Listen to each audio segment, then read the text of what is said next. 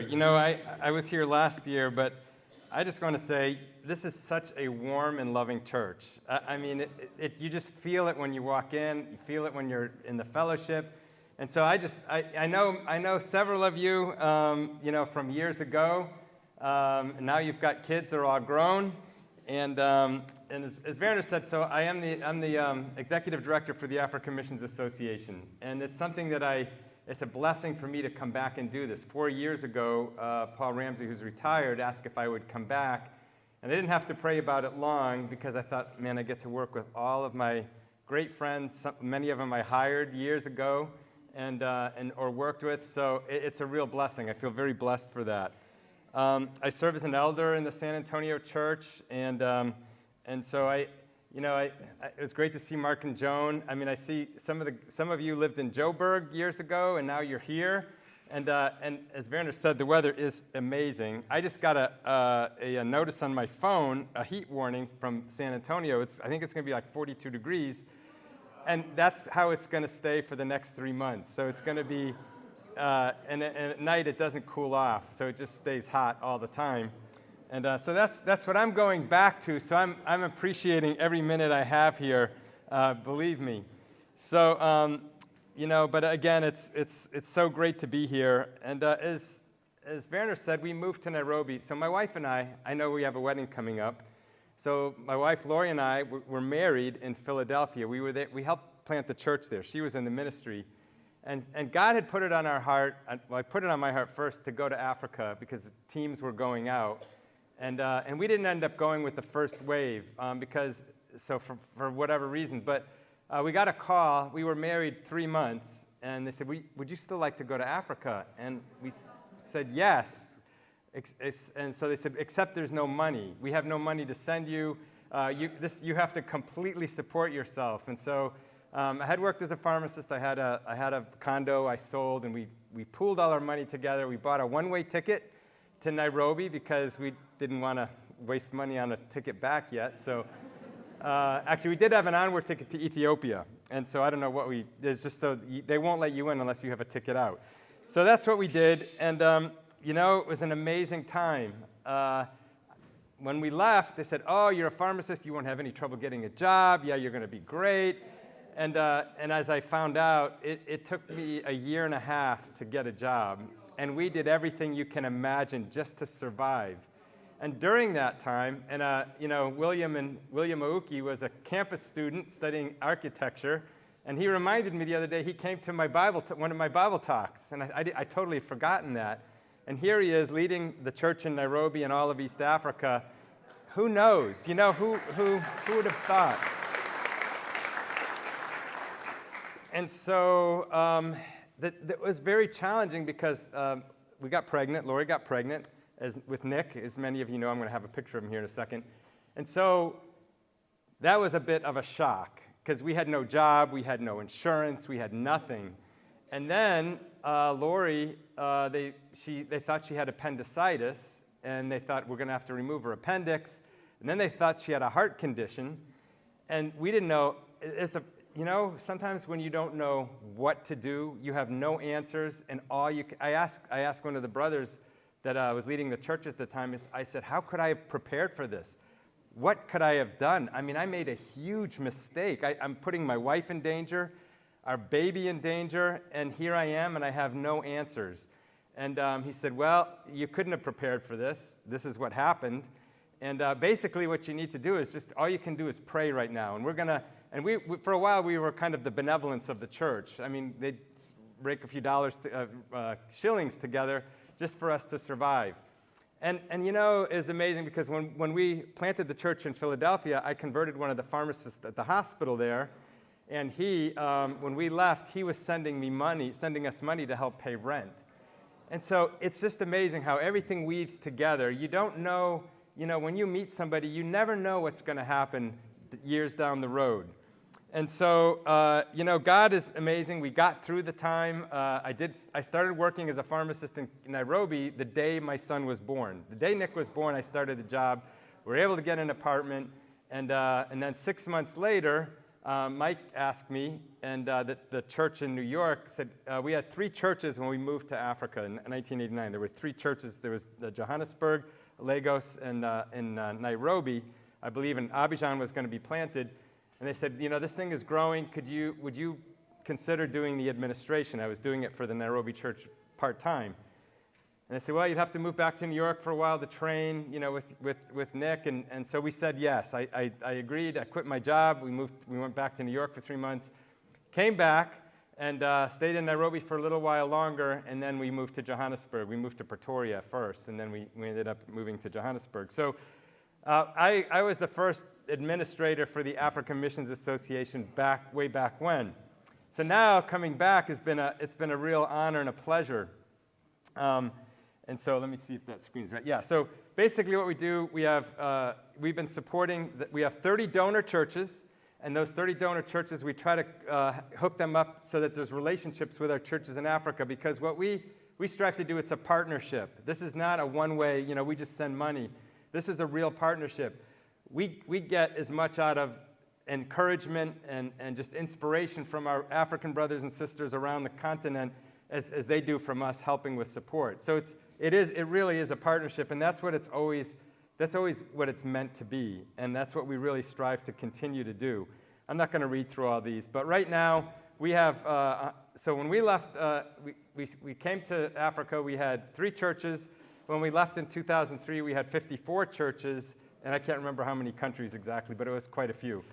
So now, this last year, we have 5 regions. So French West Africa is one of them too. We have French-speaking West Africa, Central, Southern, East, and West. So now we have 5 regions. We have 120 churches. We're in 38 countries, and we're probably close to 15,000 disciples. And there's over 75 seed fellowships. That means they're not officially planted churches yet, but they're meeting in small groups. So, and like a large Bible talk in some places. So, amen. So it's very encouraging just to see what God has done over the years. God just keeps working, and He uses all of us in different ways to fulfill His plan. And so we have a mission. It's always to be a unified family of churches working to support fellow churches in Africa in a way that provides financial support for affiliated organizations. And our vision was right from the very beginning to have a community of devoted disciples of Christ within walking distance of every African. Now, I just want to throw a caveat. Back when we moved and when we came up with this mission, we said in our generation. So that's not our mission. That's not our plan anymore. We realized that wasn't God's plan. This is going to take a little bit longer, and that's okay. So, it's Jesus is our motivation. The Word of God guides us, and the Holy Spirit enables us. So that's what we are. That's what our whole group of brothers and sisters working together do. So again, as I said, there's 30 partner churches in the U.S., and we're helping to support those that need it, the 120 that we have here. So it's so much fun. It's just a great experience, and it's a great time. So we also have Chance for Africa, which we help to support children of disciples who cannot afford their school fees. So that is growing. We've taken that over. It was started by the Mission Point Church, and that's really been a great, you think about it, if a child gets an education, it changes their life, it changes their family's life, it changes their future family's life. And so we feel very blessed and honored to be able to help in that way and help to make a difference. So we have over 250 children that are being sponsored every year and supported. We have a deaf ministry. We have deaf children who can't even communicate with their parents in Burundi when they're born, and so we help get them sign language and help them to communicate and send them to boarding schools. And then we have Visions and Dreams. That's our third aspect, and that is basically for us older folks, mostly empty nesters, to be able to come to Africa and help. And that sometimes can be a 2-week stint or 3 months, however long they can stay, to be able to help and serve in any way they can. So that's Mark Ottenweller, who many of you know. That was his idea. So there's some upcoming trips here in the next few months to Johannesburg and Ghana. So I am going to, that's our website. You can go there and check us out. And I just wanted to quickly show you, this is my family. So some of you won't know this, but this is my wife, Lori, in the middle. And then some of you who knew Nick, he's on your left. Yep. And so he's got 2 boys, Levi and Benjamin. And then my daughter, Katie, on the right, has her oldest is Judah. So you're thinking, 12 tribes. Are we heading there? And then there's Riley. So we broke the mold. So there they are. Those are our kids. They all live together. They bought a house together in one big house, and they're having a blast. And it is a party. And it doesn't stop until they go to bed. It's an ongoing party. So there they are. And so I'm a proud grandfather, as you can tell. I've got thousands of these pictures on my phone, and I won't show them all to you. And she has to contend with the boys. So anyway, what I want to do today is I'm going to do a very fast overview. So as an administrator, one of the characters, one of the men in the Bible I always look up to is Joseph, because he was an administrator. Daniel was as well. And I've always taught, and when I teach about Joseph, it's with the bent of administration, because he was an amazing administrator, and God used him in incredible ways. And so, in looking at our own lives sometimes, and as I just shared, back when we first moved and all the difficulties we went through, for a lot of us, those we all have situations like that. I had another one in back when we were living in Virginia. After we moved, I lost the business. That was really hard. That was a real hard loss, and there was really not a whole lot I could do about it. A lot of it was out of my control because of economics and insurance and all that. And so I think for those of us that are older, that have been around, sometimes we have plans for our lives, and we think this is how it's going to turn out. We have a picture, right? And then the years go by, and things happen, and we can become very disillusioned. Disappointment sets in. We think, wow, what happened? This is not what life was supposed to be like. And so those of us that are older, we've all gone through those things. We've all gone through them, and we're going through them now, probably, some of us. And, you don't even have to be that old for that to happen. I was 31 when that first situation happened. So, man, life just throws things at us. And I've been a disciple for 40 years. I just turned 66. And so, there's a lot of things that even took me a while to process. Sometimes things happen. I was talking to Reinhard, and he's kind of a soulmate for me. I love Reinhard and Jane because we connect on a level that's just really awesome. But, sometimes we hit periods and we don't know what to do. And I think if you're young, you're going to have those times, but don't worry about it. God will get you through it. But I really wanted to look at Joseph because for me, he's an example of a man who God used him, but he went through a lot of things. And so that's what I want to look at just very quickly. I'm going to be done here, and I'm going to try to get through this in 15 minutes. It's the thing with Joseph. He has the most. Moses, when he wrote the book of Genesis, Joseph got 11 chapters. So that's more than Abraham, Isaac, Jacob, Noah, Adam. I mean, he got the bulk of Genesis for an individual. So I thought, wow, there's a lot there we can learn from him. And, sometimes we go through a tough time, and I've memorized the scripture, Philippians 4. I'm not going to read it, but I know probably many of you have too. But, it just says, it just continually, rejoice in the Lord always. I will say it again, rejoice. Don't be anxious about anything. Present your requests to God. God will give you peace. And sometimes we work at that. We want to be positive, and this is a command. I mean, here's what Paul writes. And it's good because we don't want to keep focusing on the negative because that's what we can do sometimes. Have you ever had a bike and you're driving down a dirt road and there's a rut and your front tire gets caught in it and then you can't get it out? And it really takes a lot of effort. You got to kind of lift the bike up, and if you're not paying attention, your front tire will end right back in that rut. And so, an amazing statistic is 90% of the thoughts that you're thinking today, you're going to think those same thoughts tomorrow. That's just how we're wired. We tend to just keep regurgitating the same things over and over. And so just like that tire that ends up in the rut, our brains, the neural pathways in our brains, sometimes it's the same thing. We have these worn neural pathways, and we will just keep thinking the same thing over and over. We'll bring people home with us and think about those people. We'll think about our jobs, and It's like, and then the fear sets in. So you know what I'm talking about? That was me. That's me. I mean, it's all of us. I think we just have those tendencies. And so, but Jesus' answer was, think about what is good. Put good things in your heart, because out of the overflow of your heart is where the mouth speaks. So we actually have control over what we put into what we think about. It takes a lot of intention. It takes a lot of time. It takes effort. We have to work at it. And so in Genesis chapter 37, I'm going to start there. We all know the story of Joseph, I think. Joseph, he was a very bright man, a young teenager. His father trusted him. He was his favorite, and he always wanted Joseph to give Isaac a report, or Jacob a report on how things were going with his brothers. They didn't appreciate that. They didn't appreciate that he was the favorite, and he got the nice coat and everything, and he must have had a lot of integrity back then, because otherwise his father wouldn't have trusted him like he did to go and send back reports on how the flock is doing and how his brothers were doing. But we look at Joseph, and here he is, 17 years old, and he gets sold into slavery. First, they wanted to kill him. They were so jealous. They were so angry. They hated him so much, they just wanted to kill him. And what happened was, we all know the story, he gets sold into slavery, 17 years old.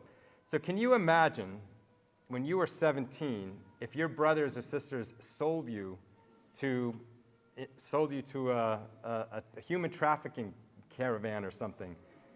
Can you imagine that? What that must have felt like for him?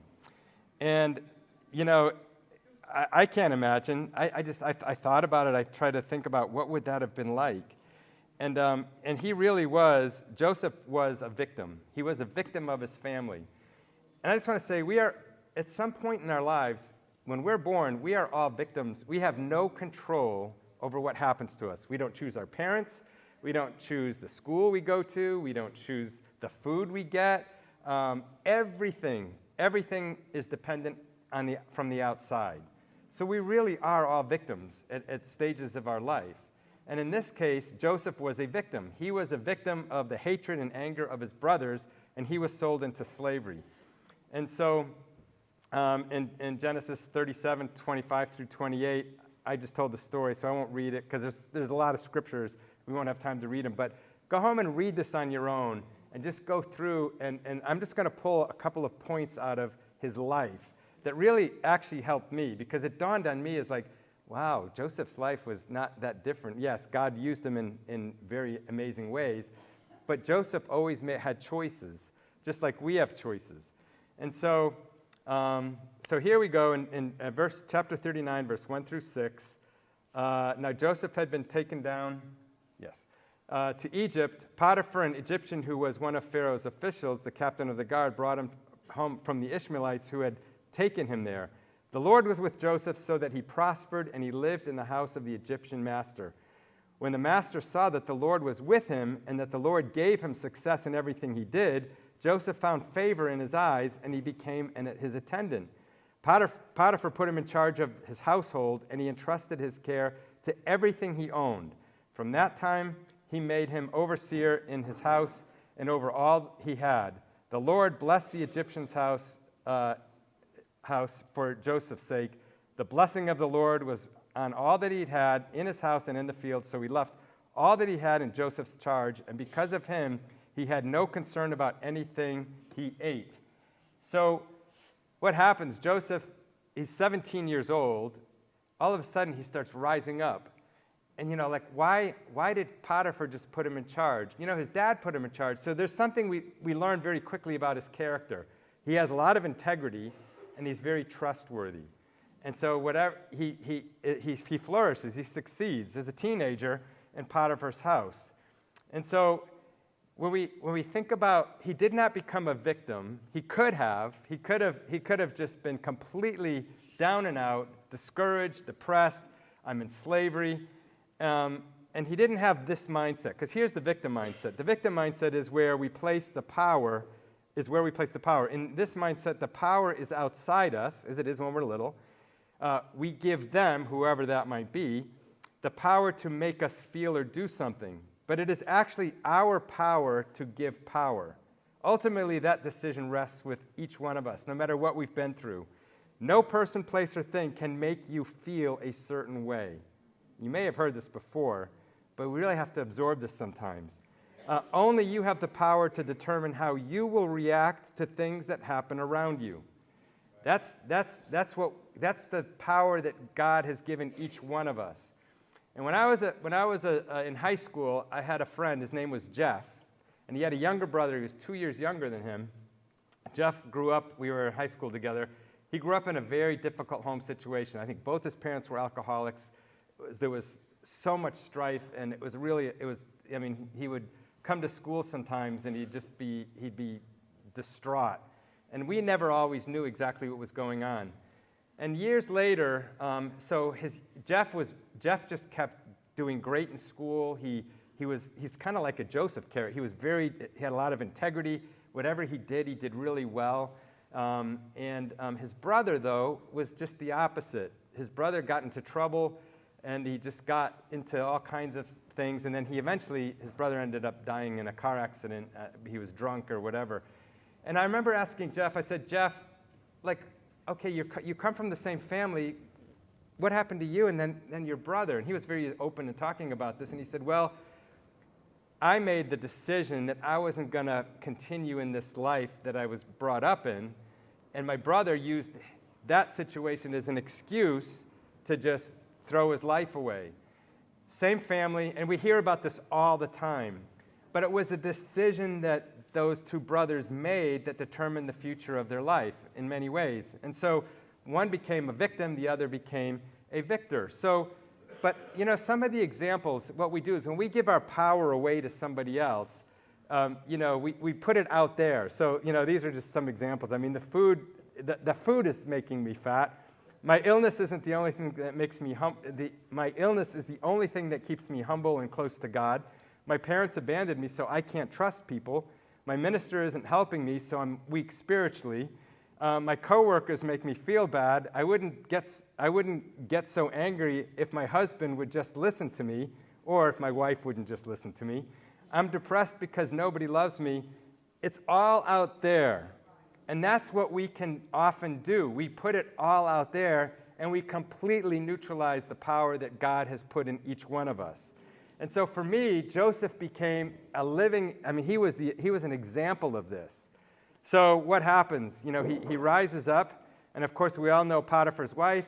She's trying to get him into bed. She's trying to seduce him, and so Joseph stands his ground. He absolutely would not be in the same room with her, and of course she tries to get him to they're in the house together. He runs out. She has his cloak, and she then gives a bad report about Joseph. He was righteous. The law wasn't even written yet. But Joseph knew inside what was right. And we're all born with that. God created us all good. He created us innately to know what is good and what is right. So Joseph didn't need a law to tell him that. He knew, because that's how God created him. So in verse 19 it says, as soon as his master heard the words that his wife spoke to him, this is the way your servant treated me, his anger was kindled. And Joseph's master took him and put him into prison, the place where the king's prisoners were confined, and he was there in prison. So Joseph, he raises up, boom. Because of his righteousness, his integrity, he couldn't do anything about it. So, quote unquote, he became the victim again. He got thrown into prison. So now he goes from working for an official of Pharaoh to working, he's in prison with the warden. And again, this is out of place, but being a victor means I take complete responsibility for my choices, actions, feelings, and emotions. That's what a victor is. It doesn't matter what the circumstances are. Whatever circumstances we're in, this is the mindset that we have if we have a victor mindset. So it also puts the power back where it really is. So again, Joseph was the model for me in this.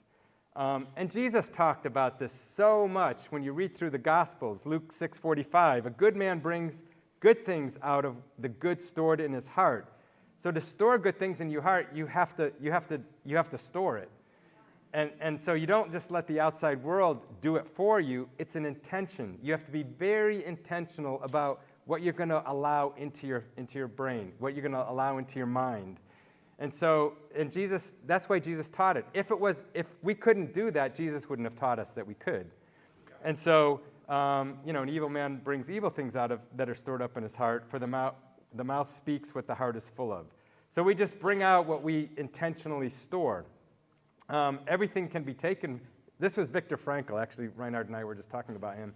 He was a psychiatrist. He was in a German concentration camp.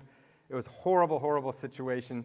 But at one point, he realized that everything can be taken from a man but one thing, the last of the human freedoms to choose one's attitude in any given set of circumstances, to choose one's own way. So no matter how dire things were, he made a decision, I'm going to treat everybody with love and kindness. I'm not going to allow the circumstances to dictate who I am. I may starve to death in here, but I'm going to starve to death being a good human being and I've got that choice. So that's the thing. And sometimes we don't realize this until we're faced with a dire situation, that ultimately I have the choice of what I'm going to do. So we go on with Joseph, and it says, but the Lord, again, he's in prison now, but the Lord was with Joseph and showed him steadfast love and gave him favor in the sight of the keeper of the prison. Joseph was always focused on God. God doesn't talk to Joseph directly like he does Moses or Abraham or some of the other prophets and patriarchs, but he always knew that God was with him. And God was with him, because he was always with God. It works. He had this relationship with him. And so the keeper of the prison put Joseph in charge of all the prisoners who were in the prison.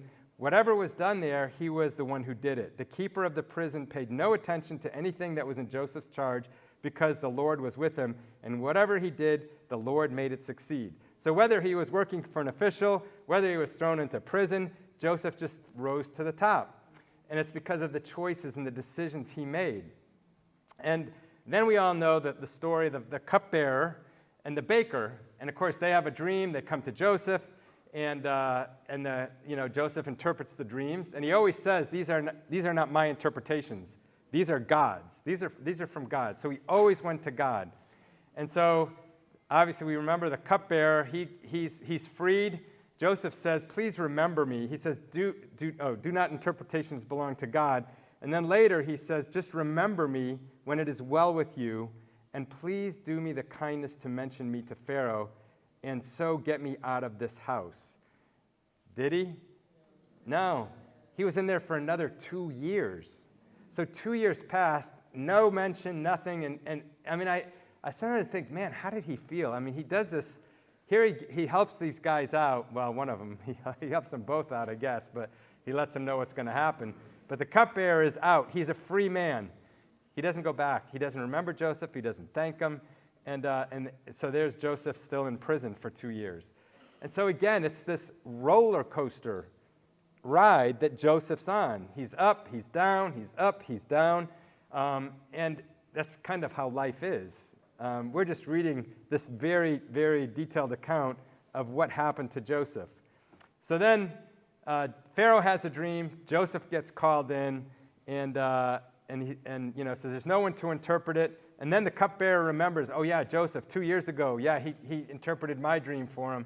So he pulls Joseph up, and he tells Pharaoh, it's not me, it's God who will give Pharaoh a favorable answer.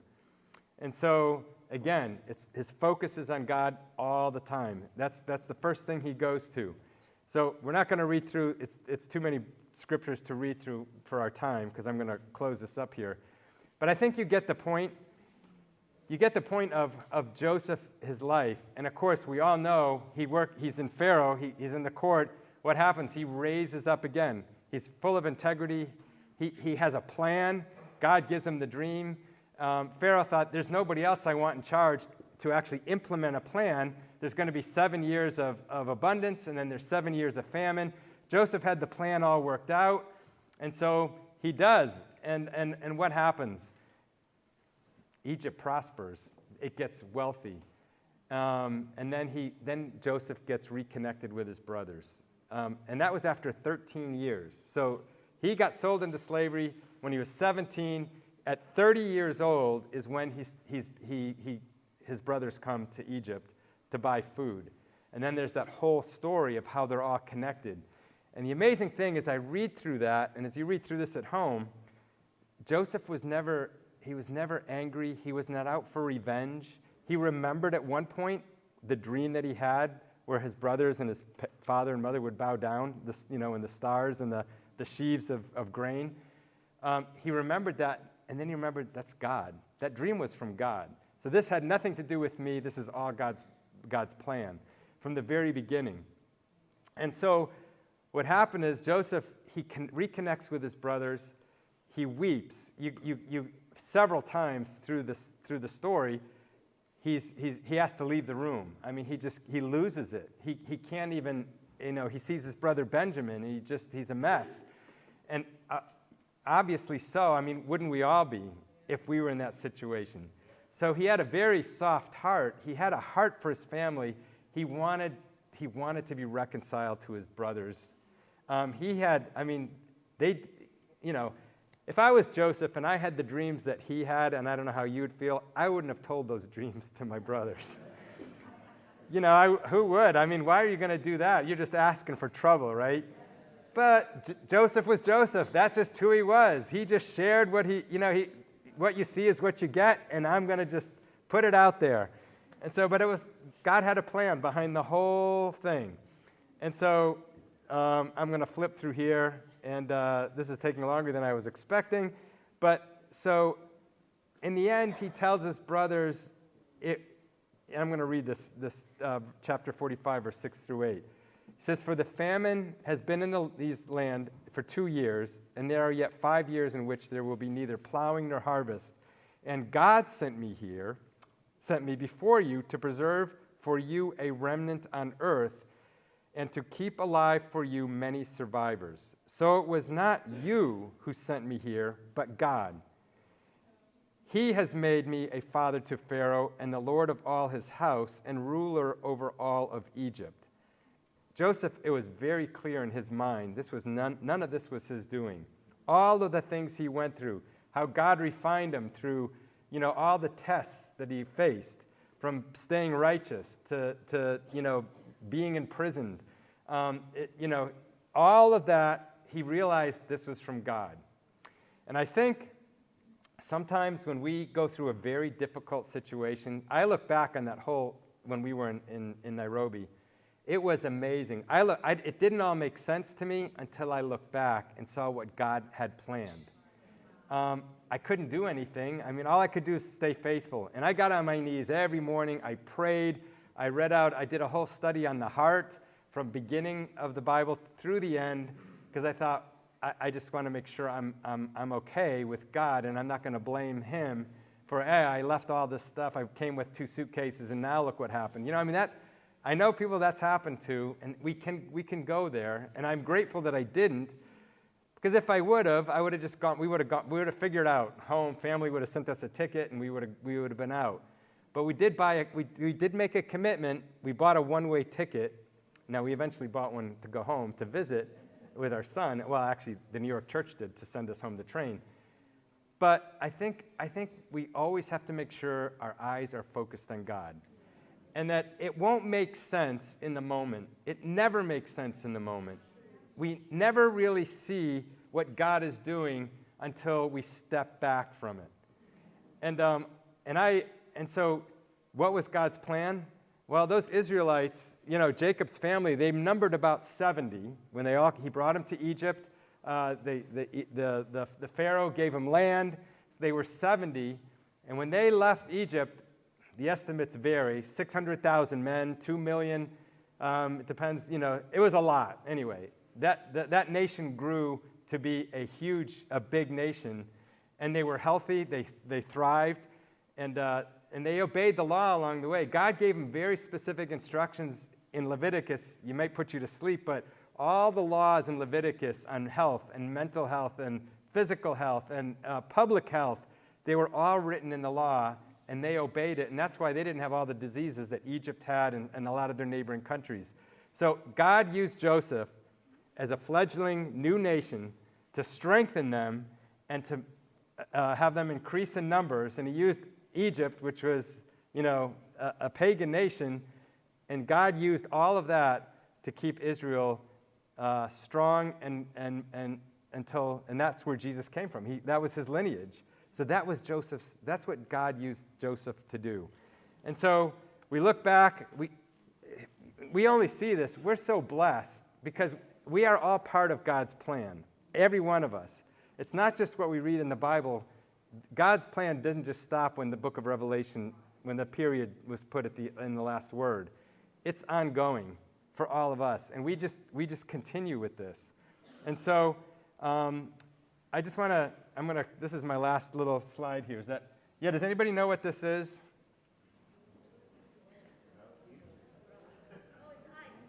Ice or water? Okay. How about that? Everybody, how about that? Balloons. Okay. We're getting a little closer. Okay, so there's a guy walking away, standing in the middle of a tower. And so you see, these are close-up pictures of this photo right here. And so our lives it's usually we just see that little blotch of paint or whatever, or a picture. God always sees the whole picture. And so that's why we need to trust God. If we keep our eyes and our hearts focused on God, he will finish it. He will complete it. And that's his plan. That was his plan from the beginning of creation. So I hope this encouraged you. I hope this gave you some things to think about. Please go back and read the whole book of Joseph. And with this mindset, just keep, pull out whatever helps you. It's helped me a ton. And so basically what I did is I just shared some things that I had been reading over the last few weeks. And so there we have it. Amen.